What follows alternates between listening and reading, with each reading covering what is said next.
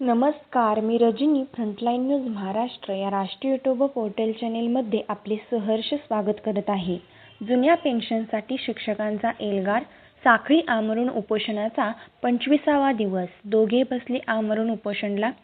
महाराष्ट्र राज्य जुनी pension core कमिटीच्या वतीने 1 नोव्हेंबर 2005 पूर्वी नियुक्त विनाअनुदानित, अंशतः अनुदानित आणि त्यानंतर 100% अनुदानावर आलेल्या कर्मचाऱ्यांना 1982 ची जुनी पेन्शन लागू करावी या प्रमुख मागणीसाठी कोल्हापूर येथील शिक्षण उपसंचालक कार्यालयासमोर सुरू असलेले बेमुदत साखळी आमरण उपोषण आज सोमवारी 23 मार्च 2026 रोजी 25व्या दिवसात पदार्पण केले आहे.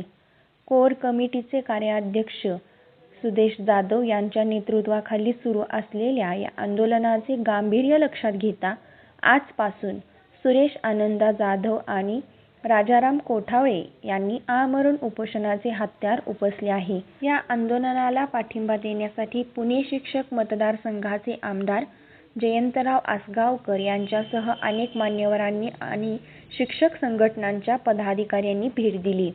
यावेळी कोल्हापूर जिल्हा मुख्याध्यापक संघाचे पदाधिकारी, शिक्षक सेना आणि विविध पतपेढ्यांचे प्रतिनिधी उपस्थित होते.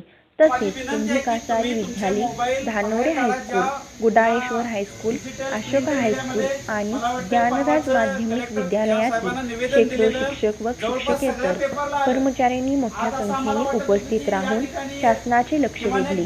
कोल्हापूर जिल्हा सेवानिवृत्त कर्मचारी संघटनेच्या कार्यकर्त्यांनीही या लढ्याला आपला सक्रिय पाठिंबा दर्शवला आहे.